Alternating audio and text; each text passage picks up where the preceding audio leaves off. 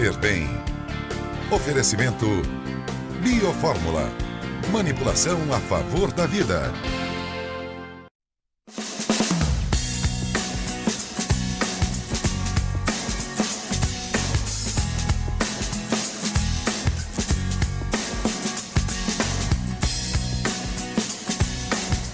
Suar, tremer, gaguejar.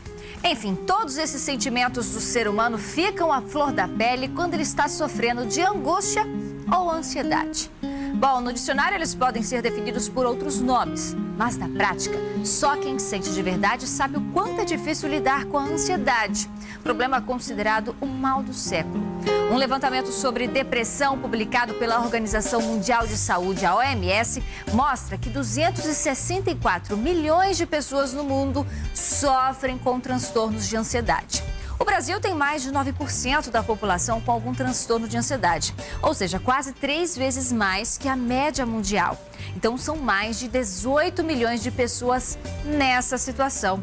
E por ser uma situação cada vez mais comum, o programa de hoje fala justamente deste assunto, a ansiedade. E a nossa convidada, mais uma vez, para falar sobre o tema de hoje, é a psicóloga Elza Belotti. Bom dia, doutora Elza. Satisfação em recebê-la mais uma vez aqui no nosso programa. Bom dia, Renata. Satisfação também estar mais uma vez com vocês. Os números condizem com a nossa realidade, doutora? A ansiedade vem se tornando um mal do século? A ansiedade e a depressão estão juntinhas aqui, que é uma das maiores procuras hoje em consultório. E qual seria a definição de ansiedade? Ansiedade é uma sensação de angústia, um mal-estar que o corpo tem antes de algo acontecer. Uma preocupação com o futuro, com alguma atividade que eu vou executar. É uma sensação horrível que dá no corpo, tremor, às vezes dor de barriga, gagueira. Certo. E a gente pode considerar a ansiedade uma doença, de fato, ou é um comportamento esporádico que acontece em alguma situação? Todos nós apresentamos um certo grau de ansiedade, mas ela passa a ser doença quando ela começa a interferir no meu dia a dia e prejudicar. E existem alguns tipos de distúrbios de ansiedade mais comuns, né, doutora? Eu queria chamar a senhora para me acompanhar aqui até o plasma, para a gente discutir alguns dos distúrbios que façam com que as pessoas de casa entendam um pouco mais sobre a ansiedade. Transtorno de ansiedade generalizada, síndrome do pânico, fobia social, fobias específicas. Isso acontece em determinadas situações, então? Acontece. Acontece muito quando a ansiedade já é uma doença, quando ela deixa de existir só como um sintoma, como todos nós temos. E essa síndrome, essa fobia social que tem sido muito frequente. As pessoas não conseguem sair de casa, se conseguem sair, não conseguem interagir com as pessoas. E, na verdade, a ansiedade ela pode ser também a consequência de outros quadros, como, por exemplo, o transtorno obsessivo-compulsivo, o transtorno de estresse pós-traumático e o transtorno fóbico-ansioso? Pode, porque uma coisa vai desencadeando a outra e vai gerando até outras doenças a partir da ansiedade. Certo. E como é que a gente reconhece tudo isso, doutora? É uma autoobservação de si mesmo, perceber se eu estou tendo dificuldade de sair, se as dores que sinto na barriga geralmente é algo que é normal, que está no meu dia a dia, uma insônia, um cansaço, um medo de enfrentar. A gente listou aqui também algumas causas, né? Algumas possíveis causas, os quadros que a gente já falou aqui, umas possíveis causas da ansiedade. Eu queria colocar assim na tela para a doutora debater um pouquinho. Ela pode ser genética, ambiente, mentalidade ou modelo de pensamento, doenças físicas. Basicamente, esses problemas podem levar a um transtorno de ansiedade. Sim. Doença, por exemplo, uma pessoa que está com câncer, o medo de morrer, sem saber como que será o futuro, acaba gerando uma certa ansiedade. O ambiente, se o ambiente não transmite uma segurança, se não é um ambiente ou um ambiente muito fechado também, se a pessoa tiver fobia, um ambiente fechado. Então, vários são os fatores que possibilitam uma ansiedade. Agora, pode ser genética também? Eu até observei que me chamou a atenção que o meu sobrinho, ele apresenta alguns comportamentos parecidos com o da tia que é ansiosa, de morder ali o lábio enquanto está fazendo algo que exige uma concentração maior. Então, pode realmente ser genético, ter uma causa genética? Os pais são ansiosos, a criança vai ser ansiosa também? Sim. Quando os pais são ansiosos, existe uma grande probabilidade da criança ser também ansiosa. Primeiro, a parte biológica e depois pelo comportamento que vê. A criança vai aprendendo aquilo que ela vai vendo, vai copiando. Certo, vamos sentar novamente, doutora, que eu queria agora que a gente falasse um pouco sobre os fatores de risco. Que cuidados nós devemos ter? O que pode levar a desenvolver a ansiedade? A correria do dia a dia, o estresse, as pessoas não param hoje para fazer uma meditação, para fazer uma atividade física. A atividade física que é feita hoje é para manter o corpo, não algo para uma saúde mental. Ler mais, tirar uma pausa. Na hora do almoço, uma pausa de 15 minutos, relaxar um pouco, parar um pouco a mente. Mas será que é possível a gente conviver com essa rotina cada vez mais cheia e tentar dedicar de alguma forma um tempo para tratar tudo isso, para evitar um transtorno futuro de ansiedade? Sim, e tem muitos recursos, meditação, massagem ayurvédica, são vários fatores que podem estar contribuindo.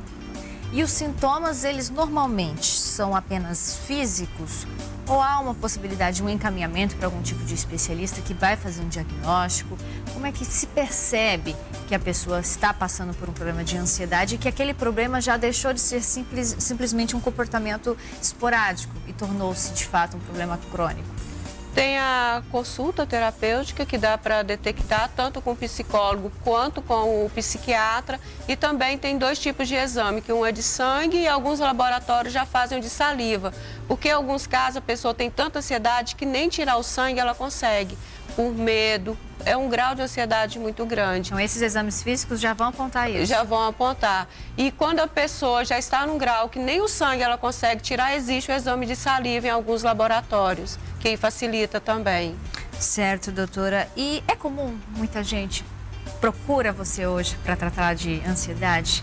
É comum receber pessoas ansiosas nos consultórios? Muito. Infelizmente, as mulheres são mais afetadas. Tem até estudos que comprovam isso. Mas o grau de ansiedade realmente é a doença do século. Mas o que leva as mulheres a serem mais ansiosas?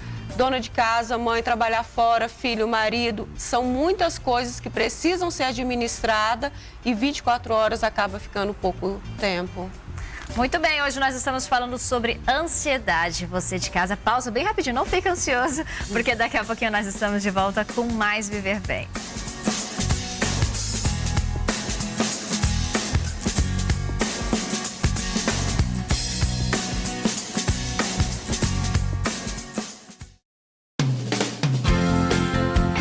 Viver Bem. Oferecimento Biofórmula.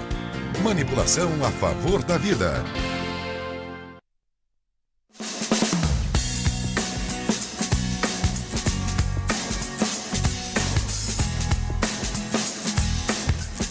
De volta com o Viver Bem de hoje, falando sobre ansiedade. Sabemos que a ansiedade, ela desperta numa rotina cheia, de tarefas, de problemas. Mas será que a ansiedade aparece somente na vida adulta? Então, a nossa equipe, doutora Ilza, conversou com uma psicóloga especialista no comportamento infantil, porque a gente quis entender um pouquinho se isso também é possível nas crianças. Sim. Convido a senhora a assistir comigo.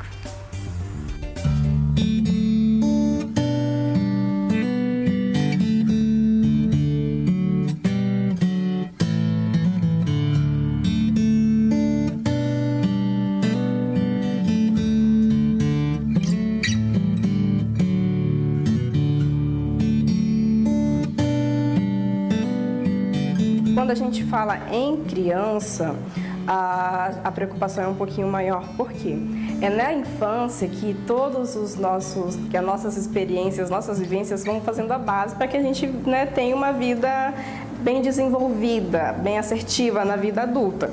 Então, essas primeiras experiências, principalmente diante da família, no contexto familiar, no contexto escolar, que vão me dar a ideia de como é que as coisas funcionam. Quando a gente fala de transtornos de ansiedade, a gente tem muitas pesquisas que comprovam que 50% estão ligadas aos genes. Então, pais ansiosos geralmente vão ter crianças ansiosas, pela questão genética, mas principalmente pela questão comportamental. Quando a gente percebe que tem um transtorno de ansiedade instalado, aí eles vão procurar ajuda geralmente no médico, né, ou psiquiatra, que é a pessoa mais recomendada para lidar com os transtornos mentais. E aí, às vezes, é necessário um tratamento medicamentoso, que vai trabalhar estes sintomas que são apresentados, né? Essa sensação, problemas com insônia, sensação de preocupação constante, né? A falta de prazer, aí muitas vezes também está associado com depressão, ansiedade, gera depressão, mas concomitantemente é necessário um tratamento psicoterápico, porque vai te ajudar a lidar com essas causas. O que está causando isso que você está sentindo, né? Por que você está assim?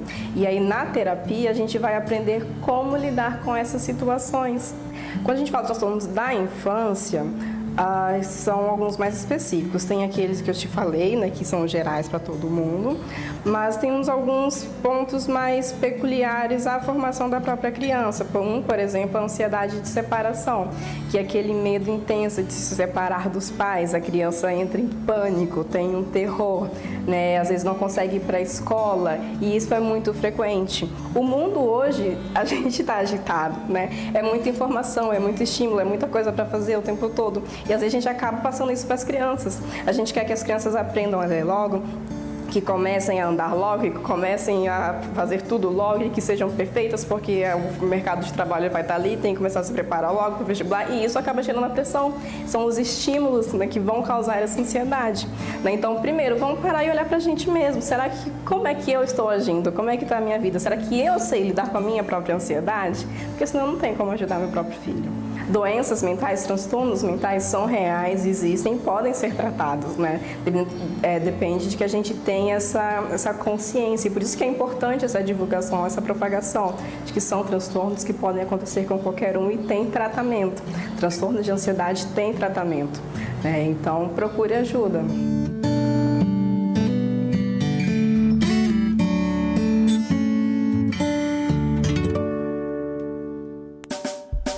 Dois pontos que me chamam a atenção na matéria, doutor, é o fato de que imagino que para os pais seja um certo mistério saber que a criança está ansiosa. Porque por que uma criança que não tem que pagar contas, que não tem que trabalhar, que não tem uma rotina um pouco mais cheia como a de um adulto, o que levaria uma criança a se tornar ansiosa? Então talvez o seu pai acabe não entendendo que ela também pode passar por esse problema, né? Lamentavelmente, nossas crianças deixaram de ter infância. As crianças hoje têm pulmão, têm inglês, têm atividade física, têm escola, tem que fazer isso, e deixaram de ser crianças. E aí vem a ansiedade. Passaram a assumir uma rotina tão cheia quanto a nossa. De adulto. Então, a criança não brinca, a criança não conhece mais aqueles brinquedos de antes. O brinquedo dela é ir para a internet, pesquisar alguma coisa, fazer um canal. Então, as crianças estão adultas e isso gera ansiedade. São muitas informações, são muitas tarefas.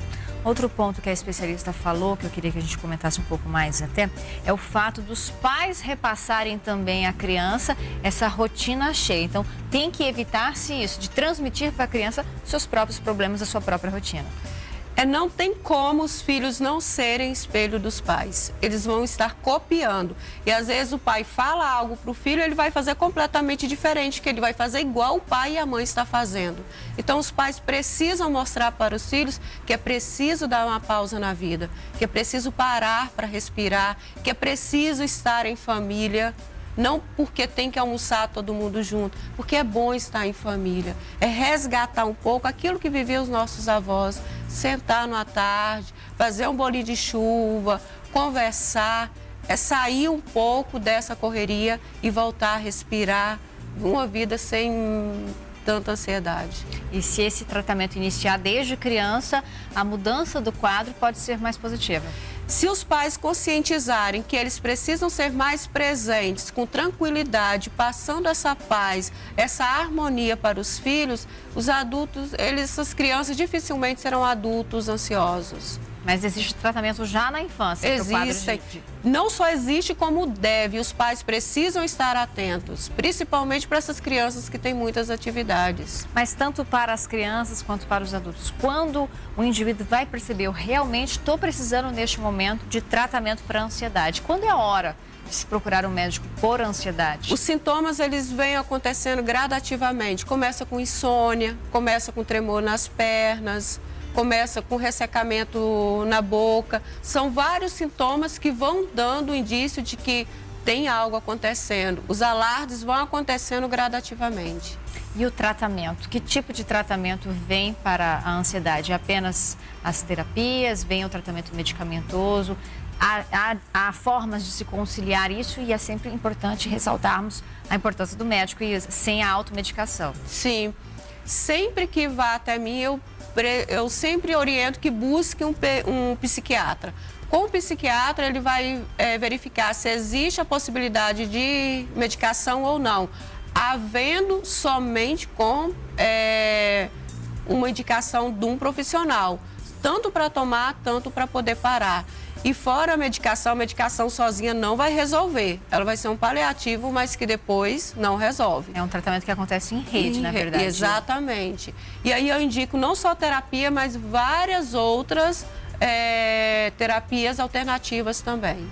Tá certo, pausa rápida, a doutora Elza Belotti conosco falando sobre ansiedade. Você de casa, não saia daí.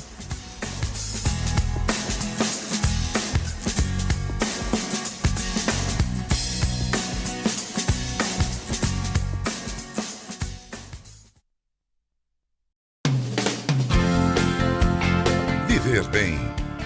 Oferecimento Biofórmula. Manipulação a favor da vida.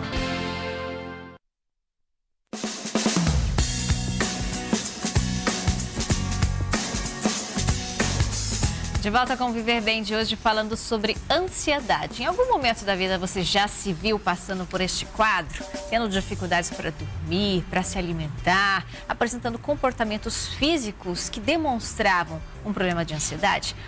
Nosso programa de hoje fala sobre este tema. Há pouco nós estávamos conversando sobre os tratamentos para a ansiedade, né, doutora Elza? E eu imagino, justamente tocávamos no ponto de que existe um determinado momento da vida que o ideal é procurar o auxílio de um profissional. Mas existe um preconceito ainda das pessoas, né? Vou procurar um psiquiatra? Será que eu estou ficando doido? A gente tem que cuidar da nossa vida e quebrar esses preconceitos, quebrar paradigmas para conseguir solucionar os problemas, né?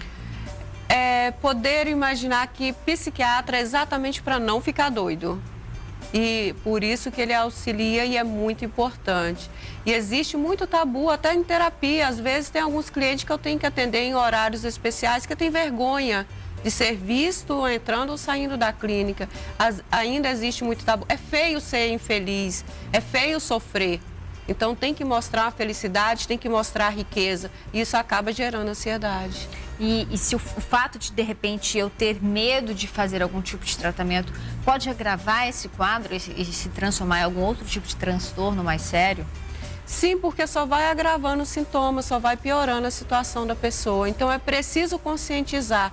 Eu estou indo porque eu preciso de ajuda. Não porque eu estou doido, eu estou neurótico. Neuróticos todos somos. E se não buscar ajuda, vai ficar ainda pior. Se não tratar, vai refletir nas dificuldades de relacionamento, de trabalho. E tudo que eu mais tento esconder é o que os outros mais percebem. Então, às vezes, eu fico na ilusão de que eu não estou demonstrando algo, mas está todo mundo ao meu redor percebendo o quanto que eu estou doente, precisando de ajuda. Então, vá buscar ajuda. Doutora, a senhora fala muito em tratamentos alternativos, né? Quais são suas experiências nesta área? Como é que está a nossa realidade em Porto Velho hoje? Ela já está adequada para lidar com isso? Avançou como dos grandes centros? Avançou e temos profissionais super capacitados e que eu super recomendo. No processo da ansiedade, no caso de com medicação ou sem medicação, um dos tratamentos alternativos que eu mais auxilio e que tem assim muito sucesso é a meditação. A meditação ajuda para a mente, ajuda os pensamentos, principalmente os negativos, diminuírem, porque tudo que nós vamos vivendo, o corpo vai somatizando. Quando eu medito, eu trago para o corpo, eu vou percebendo, me dando conta aonde que isso está no meu corpo. E aí entra outros como massagem relaxante, massagem ayurvédica, outras atividades físicas também, coisas que vão estar associando, somando. São as terapias que vai estar no auxílio da medicação. Inclusive, nós acompanhamos uma paciente da doutora Elza nestes tratamentos alternativos para entender de fato quais são os benefícios que eles podem trazer para a vida de uma pessoa ansiosa, qual é o reflexo de tudo isso. Então, vamos assistir, doutora. Meu nome é Marcela.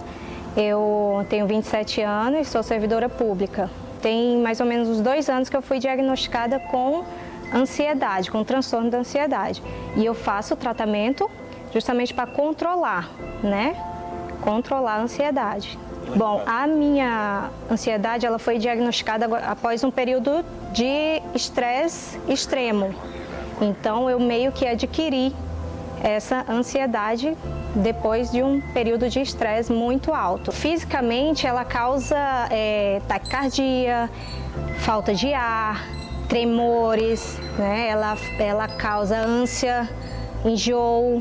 A ansiedade interfere em todos os aspectos. Procurei ajuda primeiramente de uma psicóloga, após ela me encaminhou para um psiquiatra, né? E aí o tratamento é duplo, é com o psiquiatra e com a psicóloga. Então, é um acompanhamento de perto, né, pelos dois, para que a gente possa manter esse controle e num futuro próximo que a gente espera, se livrar desse problema. A terapia, junto com tratamento psiquiátrico, ajuda muito, muito mesmo.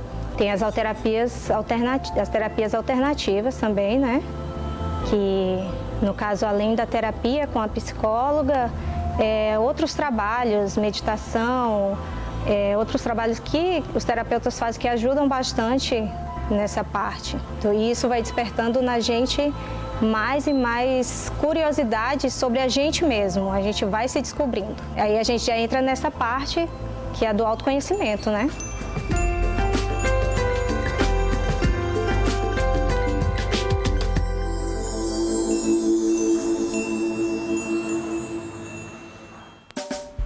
Bem, da nossa personagem, eu até comentei com a doutora Ilza que ver tanta calma, tanta paciência, tudo tão lento. É possível mudar, doutora, o ritmo de uma pessoa?